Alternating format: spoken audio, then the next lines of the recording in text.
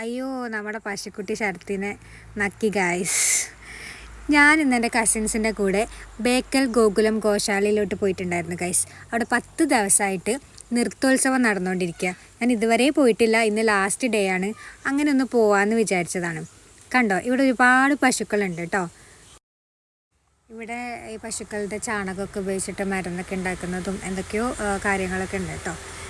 കണ്ടില്ലേ, ഈ പശുത്തൊഴുത്തിൻ്റെ അപ്പുറത്താണ് സ്റ്റേജ് ഉള്ളത്. അവിടെയാണ് നൃത്തോത്സവം നടക്കുന്നത്.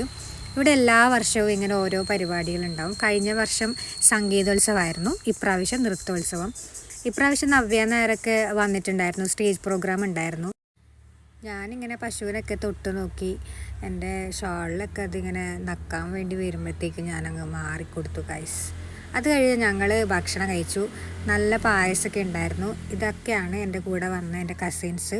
അങ്ങനെ ഭക്ഷണമൊക്കെ കഴിച്ച് കഴിഞ്ഞിട്ട് ഞങ്ങൾ ഡാൻസ് പരിപാടി കാണാൻ വേണ്ടിയിട്ട് പോവാണ്. അവിടെയും പശുക്കളുണ്ട് കേട്ടോ. സ്റ്റേജിൻ്റെ തൊട്ട് ബാക്കിലായിട്ടും പശുവുണ്ട്, സൈഡിലായിട്ടും പശുക്കളാണ് കേട്ടോ. ഞങ്ങൾ അവിടെ ചെല്ലുമ്പോഴത്തേക്കും അവിടെ കൈകൊട്ടി കളിയായിരുന്നു കേട്ടോ. അപ്പോൾ നമുക്കൊരു കൈകൊട്ടി കളി കണ്ടാലോ?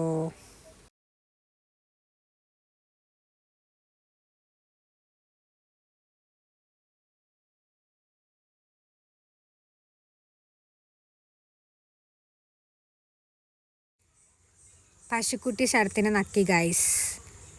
അവനാകെ ചമ്മിപ്പോയി ഗൈസ്. അതൊക്കെ കഴിഞ്ഞ് ഞങ്ങൾ വെറുതെ അവിടെ ഇരുന്നു. ചിപ്പിയും വാവയും എന്തോ ഒരു വീഡിയോ കണ്ടുകൊണ്ടിരിക്കുക. എന്താണാവോ അത്?